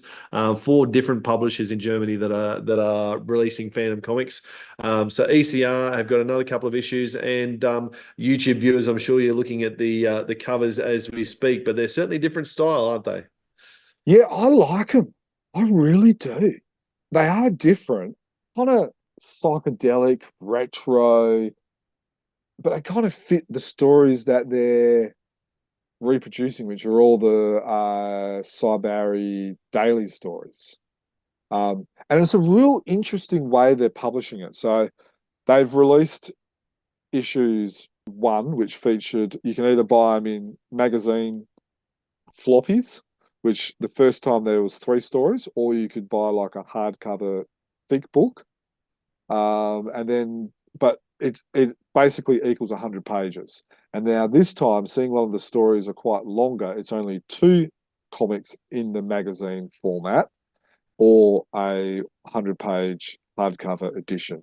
But then they're actually going one step further. They're actually creating a variant of the hardcover, which features a poster and a special cover on the back, which they've said to us, we could show you, but we're not going to show you. You've got to buy the book to be able to see what the back cover looks like. So I've got the floppies. I've got one of the hardcovers as well. And I really like the covers. I'm going to buy these. I've already told them, hey, I want to put my order in. Yeah, I think they've been successful. And like you said, this is the third or fourth publisher. So there's Wick, Zauberstern, ECR, and Colt, who have releasing Phantom comics in one guise or another in the last year or so. So it's rather exciting. There's a huge renaissance of the Phantom in Germany at the moment. And thanks to Yeah. Christian for who's able to review them all for us as well. Absolutely. Look, I guess Germany's not a small country. There's 85 something million people living there, and if they can sustain and show that interest in the Phantom, and ultimately produce stuff for the rest of the collectors around the world to pick up as well. But of course, their primary market is going to be within Germany. If there's that sort of renaissance, as you say, then that's pretty exciting, because they have every chance to become a mainstream producer around the world. So. Couple more countries we need to touch on while we're in this corner of the globe.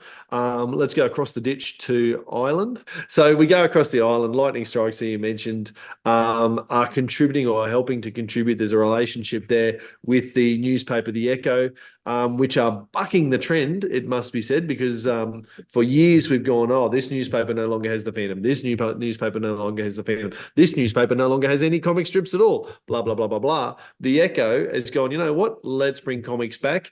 And one of the comics they're bringing back is the Phantom. That's pretty exciting. It is. It is.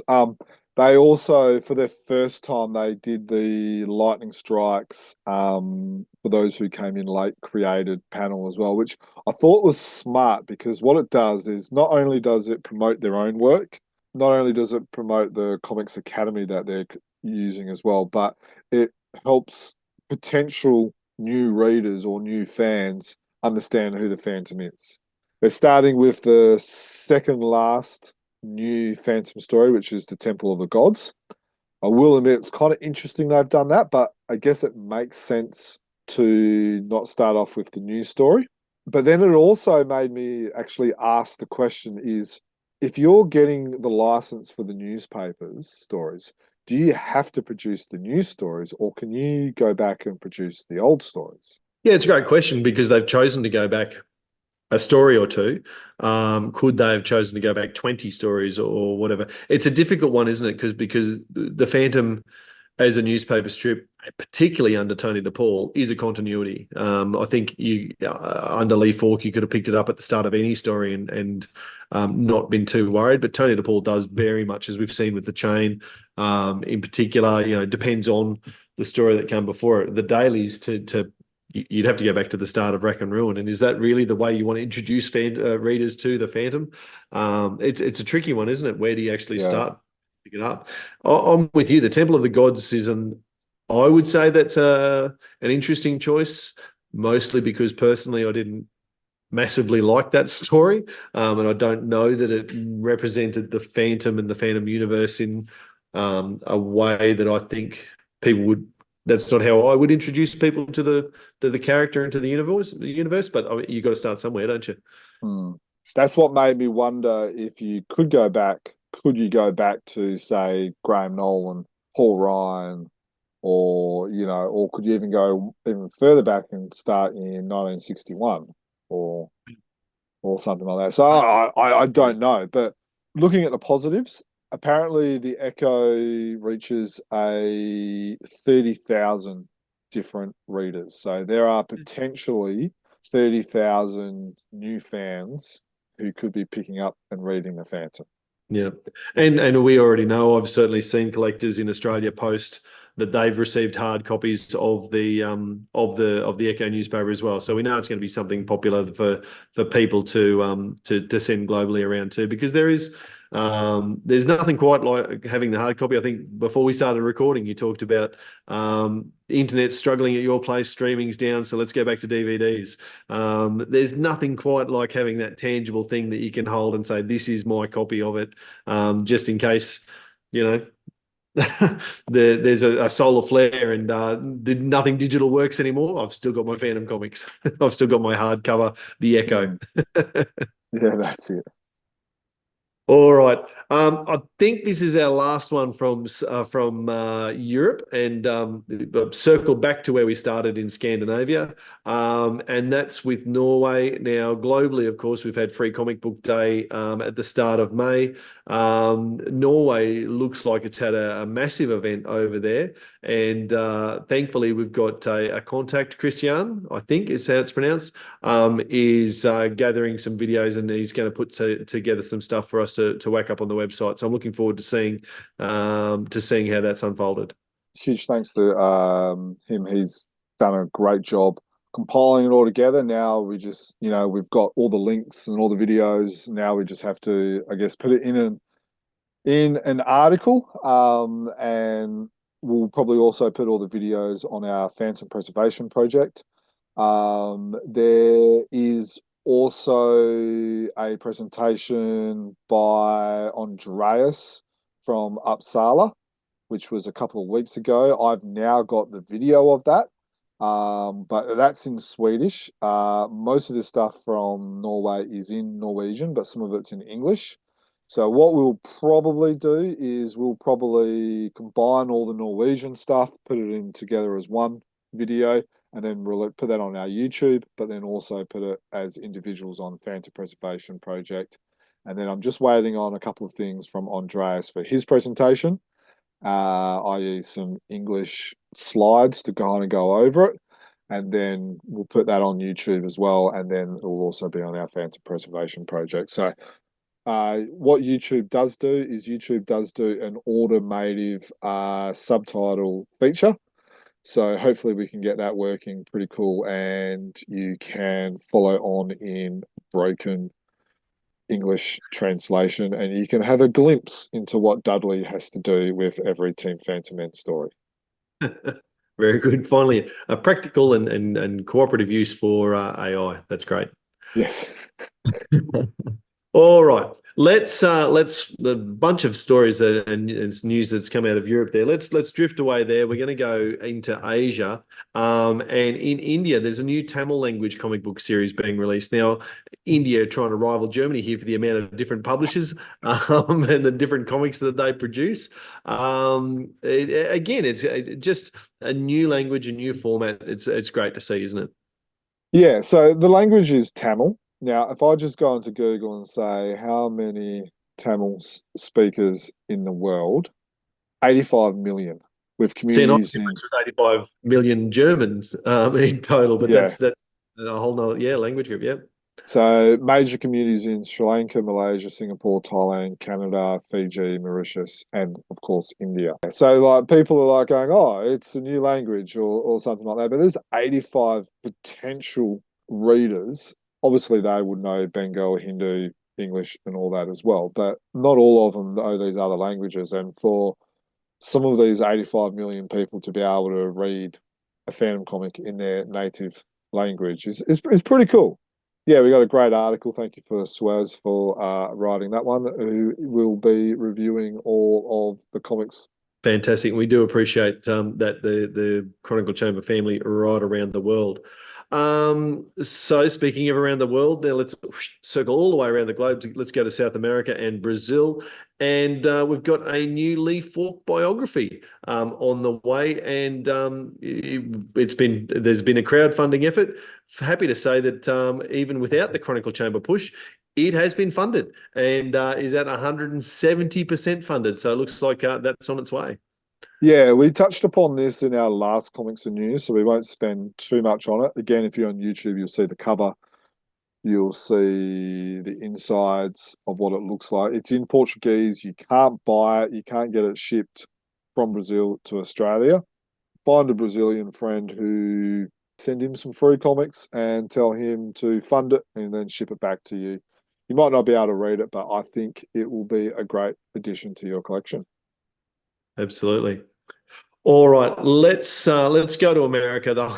It's the home of the fandom in many ways, and then the origin of the fandom. But I'm saving it for last for reasons I'll explain in a moment. Rumors of a new Defenders of the Earth comic book series. I sort of flagged this earlier, to be published by Mad Cave Studios.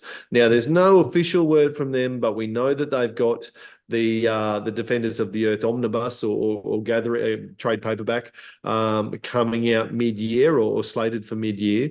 We are hearing, there's no official word, but the jungle drums are saying that they may be doing a brand new Defenders of the Earth series. It goes back to that idea that we're talking about. Maybe King Features has got this push.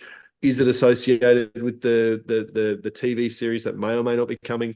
Yeah, it's an intriguing space at the moment, isn't it? It is. It is. So in the Flash Gordon free comic on the Free Comic Day, which is also produced by Mad Cave Studios, they've actually made mention of this potential new series in a kind of roundabout way.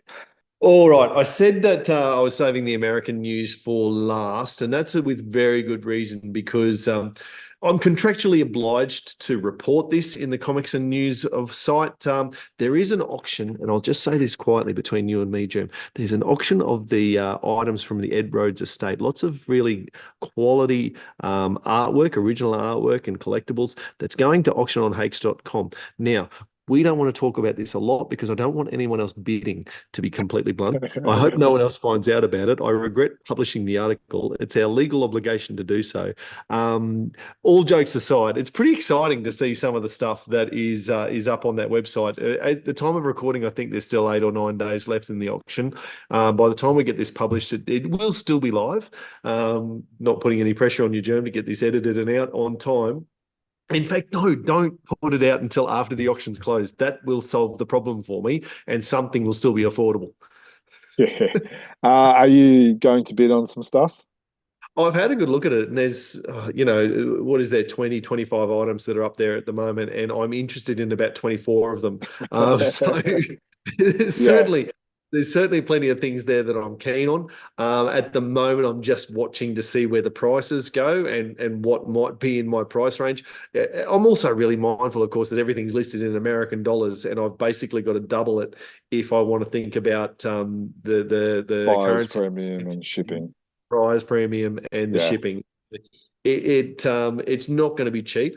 Hence the joke about it. But there's certainly plenty to be interested in. Kind of got a list from ones that I really, really want, and then other ones like, if I get it for this price, I'll be happy. But I'm not paying over this price. And so there's probably 2 or 3 pieces in there that like I really, really want. And I'm hoping I get like at least one of those, 3 pieces. Without sounding like vultures feasting on a carcass. For those who have come in late, Ed Rhodes, it was a guy who in the 90s and early 2000s was very, very influential with the Phantom.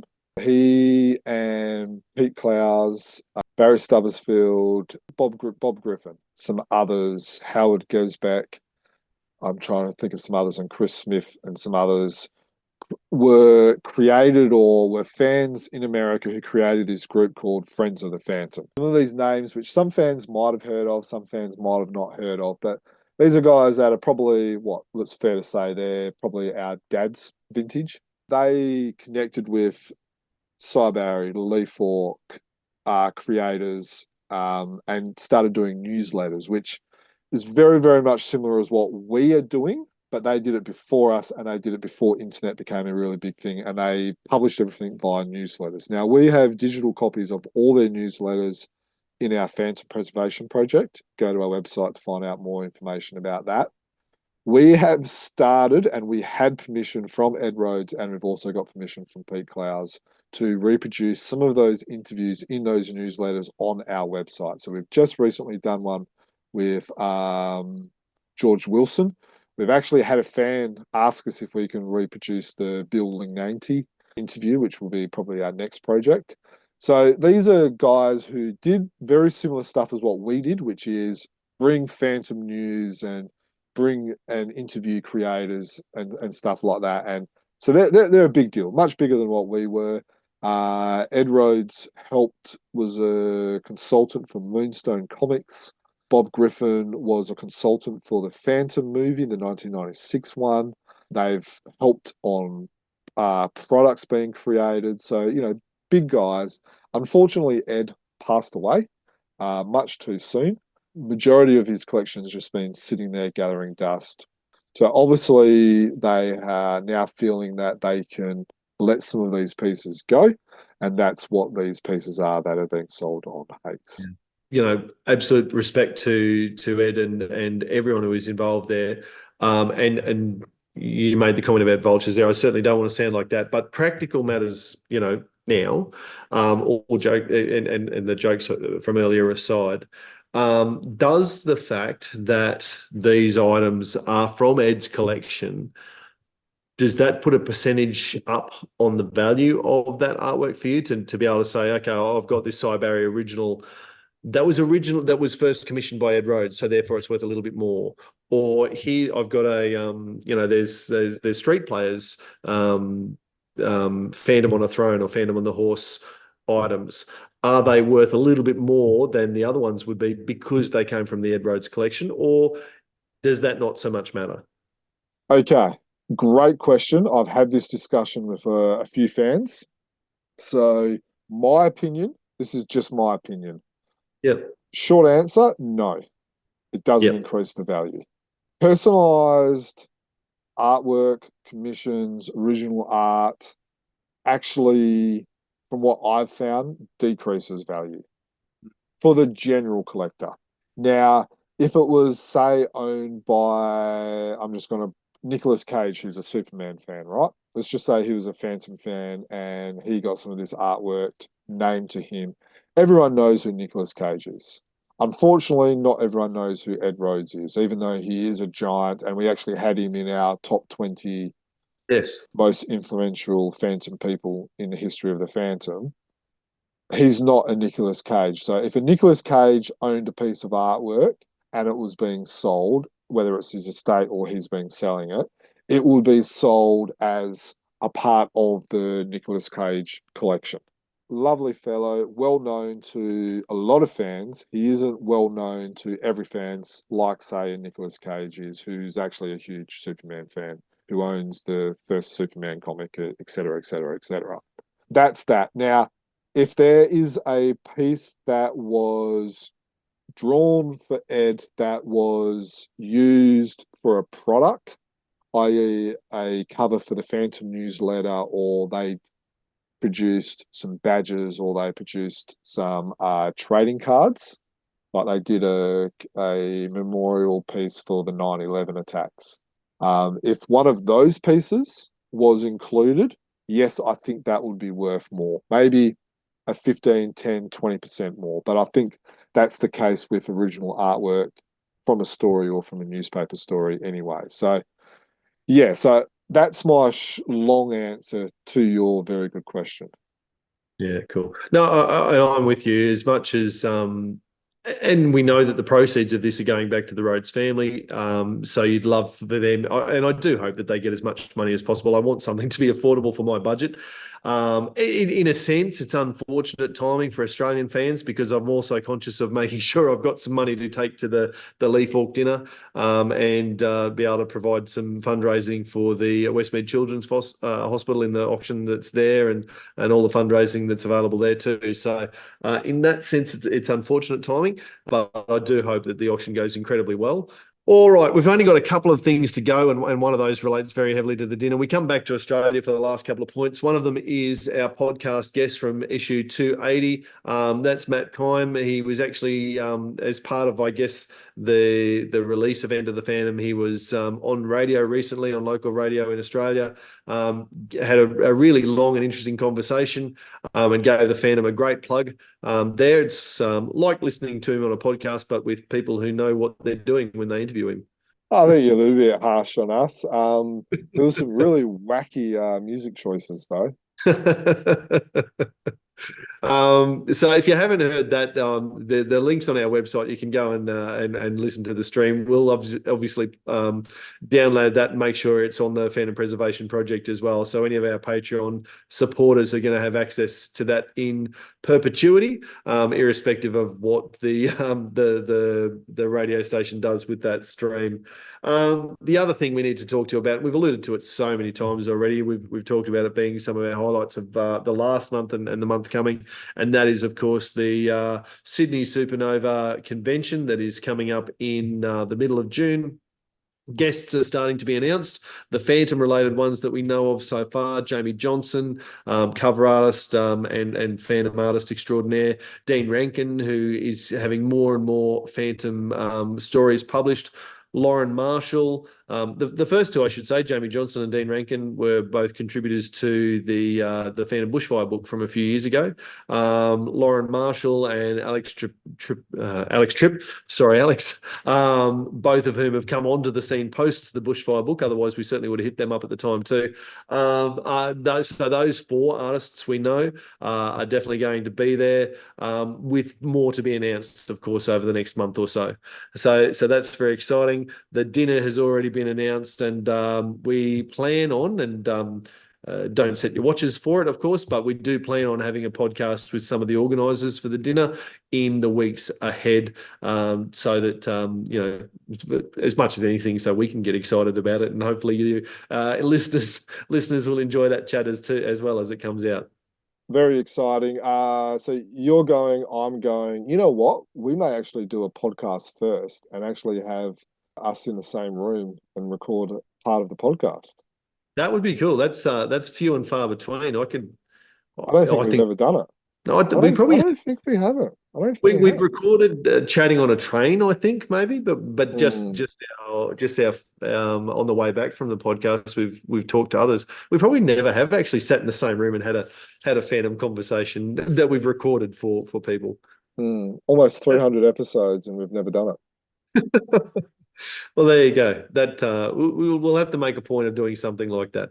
We'll end the podcast, I think, on something. Keep your eye on our website, on our platforms, because there is going to be something special coming out of Supernova. We're not allowed to say anything. We're just going to say that.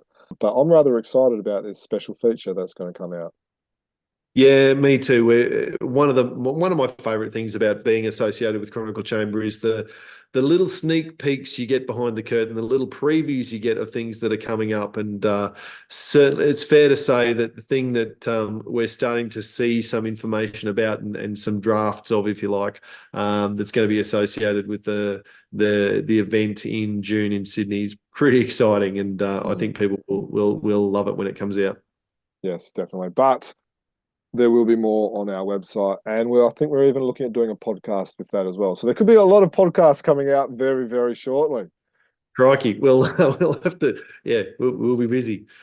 All right. Well, that said, they're not all going to be as long as this one, because certainly by the time we get the stuff added from our overseas correspondents, this is going to be another 2-hour plus podcast, I imagine. So if you're still listening, thank you very much for joining us, listening and watching us. Love the interactions with yourself, Germ. Love talking about Phantom on a Friday night. Love the fact that I've missed all of the footy because there's not much to watch there at the moment. As a Lions fan, I'd much rather be going online to our website, chroniclechamber.com, and catching up with all of the latest Phantom news. As we've said, all of the facts, all of the details are there on a regular basis. Sign up and make sure that you're getting those updates emailed to you as they're posted. And feel free to hit us up on email, chroniclechamber@gmail.com, with any of your thoughts, or if you've got any breaking news or tidbits that you'd like us to investigate or report on. We always love hearing your thoughts, your feedback, your opinions. We try to post on social media. Germ's brilliant at it, putting something up every day, and making sure that you've got something to comment on. And certainly if you're watching this on YouTube, feel free to comment underneath. We love reading those there. Subscribe to us on YouTube if you want to make sure that you don't miss a thing through your favourite podcast apps, whether it's iTunes, Spotify, or however you listen to your podcasts.